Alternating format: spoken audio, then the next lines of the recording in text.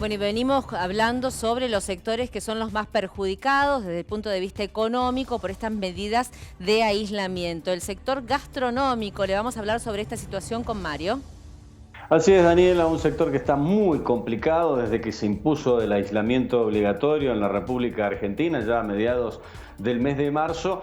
No solo en el sector empresarial, hay datos que surgieron en las últimas horas que tienen que ver con un pedido de ayuda urgente y desesperado de parte de los empresarios. Aseguran que solo la mitad de ellos pudo pagar los sueldos, que está en riesgo el sector, que solo el 30% de los comercios que se dedican a la actividad gastronómica pudieron aplicar la modalidad delivery, y así todo, aquellos que están haciendo envíos a casa, que antes no lo hacían, están trabajando con una dotación de personal absolutamente reducida. Cuando hablamos de gastronómicos también hablamos de hoteleros que están cerrados, y en la mayoría de los casos que permanecen con sus puertas abiertas es solo para aislar a los, entre comillas, cuarentenados, aquellas personas que deben guardar un aislamiento obligatorio, que no tienen dónde hacerlo, y los gobiernos provinciales y nacionales los destinan a diferentes hoteles. Son personal que está allí en la barrera, en la trinchera, enfrentando el coronavirus, y no es personal de la salud capacitado para tal circunstancia, sino que son trabajadores hoteleros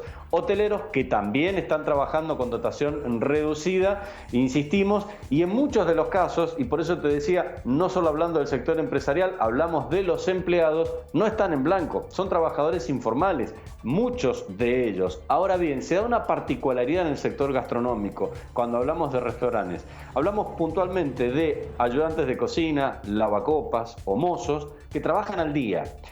¿Qué modalidad utiliza la mayoría de los empresarios? Registrarlo a ese empleado, a ese personal. Pero se lo registra por un monto mínimo, incluso por media jornada, cuando trabajan jornada completa, solo para no tener complicaciones a la hora de las inspecciones. Pero a la hora del pago no reciben un salario mensual, sino que se les paga por día.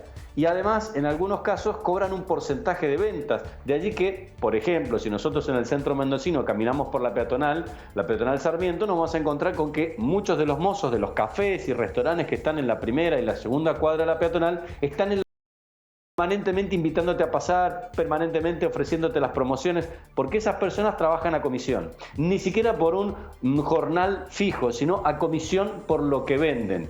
E insisto, en muchos de los casos se los registra. Son unos 10.000 trabajadores gastronómicos los que están registrados en Mendoza en diferentes modalidades, pero solo un 70% de ellos, de los registrados, pudo cobrar el salario de marzo. El resto no lo cobró, o cobró la mitad, como figura en el registro que utilizan los empresarios, o directamente no tienen ningún tipo de ingreso. Están los otros, los que no están registrados, que también trabajan al jornal, y el gran monto que hacen por día lo hacen en propinas, y hoy no están llevando absolutamente nada de dinero a sus casas. E insistimos, al estar registrados con estas modalidades mínimas, tampoco acceden al ingreso familiar de emergencia, en muchos casos tampoco acceden a la asignación universal por hijo, a ninguno de los beneficios, porque estas personas están dentro del sistema blanqueado, por llamarlo de alguna manera, pero a la hora de los hechos, a la hora de la plata en el bolsillo, no se están llevando absolutamente nada a la casa. Todos aquellos que alguna vez tuvimos la fortuna de conocer el sector gastronómico, de trabajar dentro, sabemos que la gran mayoría de los trabajadores cobra un jornal, no tienen un salario fijo. El empresario, a la hora de establecer su nómina de personal, se asegura un cocinero, el cajero, un parrillero o jefe de cocina en algunos casos, y a esa persona sí se le pone todo lo que se debe poner, porque es difícil encontrar una persona de confianza y que además te garantice calidad. Pero los demás, los que van rotando, los ayudantes, lavacopas, gente de limpieza, los restaurantes e incluso muchos de los mozos, trabajan por el día.